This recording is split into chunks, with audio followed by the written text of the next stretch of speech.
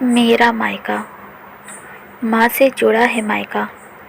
माँ के ना होने का सोनापन, पिता का अकेलापन और उनका बेटी का इंतज़ार कैसे नहीं देख पाई मैं। बच्चों की गर्मियों की छुट्टियाँ लगी अभी 2 दिन ही हुए थे।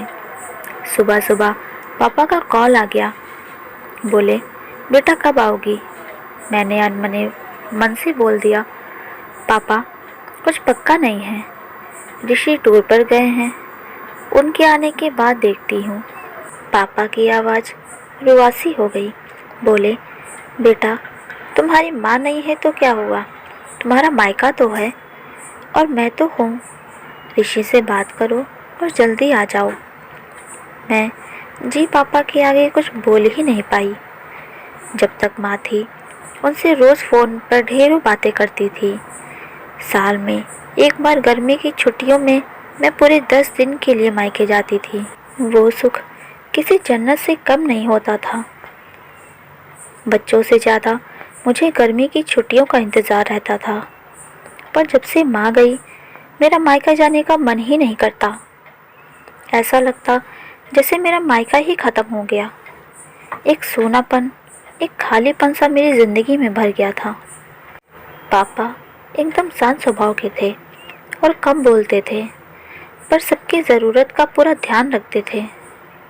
ऐसा नहीं कि मैं पापा को प्यार नहीं करती थी, पर बचपन से मैं माँ के ज़्यादा करीब थी, या यूँ कहूँ कि मेरे दिल से करीब थी। अपने सारे सुख दुख एक सहेली की भांति मैं उनसे साझा करती थी। आज सुबह पापा का कॉल आया तो उन्हें मना नहीं कर पाई। पापा का दिल रखने के लिए ऋषि से बोलकर अगले ही हफ्ते के टिकट करवा लिए और पहुंच गई मायके। जैसे ही दरवाजे पर पहुंची माँ की याद आ गई। ऐसा लगा जैसे वो अभी बाहर निकलकर मुझे गले लगा लेगी। सोच की आंखें भर आई, किंतु आज माँ की जगह पापा बाहें फैलाए मेरा इंतज़ार कर रहे थे। सालों बाद पापा को गले लगा के खूब रोई। पापा ने अपने आंसू छुपाते हुए प्यार से मेरे सिर पर हाथ फेरा और दिल थोड़ा हल्का हो गया। बहुत दिन बाद पापा को देखा, कमज़ोर लग रहे थे। वैसे तो भाई भाभी और पापा सभी मेरा बहुत ध्यान रखते थे। बच्चे तो अपने खेल और मस्ती में व्यस्त हो गए थे, पर न जाने क्यों मेरी नज़रें हर पल जैसे माँ को ही ढूंढती थी। आज भी पापा पहले की तरह रोज़ खाने के बाद मेरी पसंदीदा मटका कुल्फ़ी लाना नहीं भूलते थे। भाई भी बच्चों को कभी पार्क, कभी चिड़ियाघर तो कभी बाज़ार घुमाने ले जाता था। भाभी भी रोज़ मुझसे पूछकर मेरी पसंद का खाना बनाती।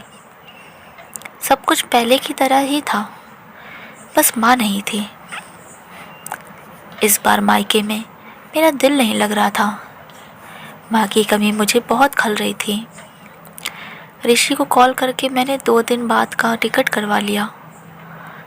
सबने मुझे रोकने की बहुत कोशिश की, पर मैं नहीं मानी।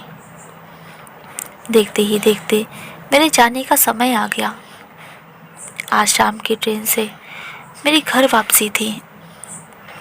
मैंने सामान पैक करके रख लिया था, बस पापा का इंतज़ार कर रही थी। पापा न जाने सुबह से बिना बताए कहाँ चले गए थे। उनका मोबाइल भी नहीं लग रहा था। मन घबरा रहा था, बिना बताए आखिर गए कहाँ। इधर मेरी ट्रेन का समय भी होता जा रहा था। समझ नहीं आ रहा था कि आगे क्या करूं। तभी पापा का कॉल आया। बोले, गुड़िया तुम लोग स्टेशन पहुंच जाओ, मैं सीधे वहीं पहुंच रहा हूं। हम लोग स्टेशन पहुंच गए। ट्रेन सही समय पर थी। पापा स्टेशन पर हमारा इंतज़ार कर रहे थे। उनके हाथ में एक बॉक्स था। उन्होंने मुझे देते हुए गले लगाया और बोले, इसे ही लेने गया था, इसलिए देर हो गई, संभाल के रखो। मैंने आश्चर्यचकित होते हुए पूछा, इसमें क्या है? पापा की आंखें भर आईं। अपने आंसू पोंछते हुए बोले, तुम्हारी माँ का प्यार। कुछ समझती तभी ट्रेन आ गई। हमें ट्रेन में बैठा के पापा और भाई ने विदा कर दिया। मेरी नज़रों से ओझल होने तक पापा वहीं खड़े हाथ हिलाते रहे। मैं भी एकटक न जाने कब तक बाहर खिड़की से उन लोगों को निहारती रही। तभी बेटे ने आवाज़ दी और मेरे हाथों में एक चिट्ठी थमाते हुए कहा, मम्मी, नाना जी ने ये आपके लिए दिया है। मैंने तुरंत चिट्ठी खोली। मेरी प्यारी गुड़िया रानी, सदा खुश रहो। जब तक तुम्हारी माँ थी, तुम्हारी हर छोटी बड़ी बात का ख्याल वही रखती थी। मैं जानता हूँ कि मैं तुम्हारी माँ की जगह तो नहीं ले सकता, पर उनकी कमी की पूर्ति करने की कोशिश तो कर सकता हूँ।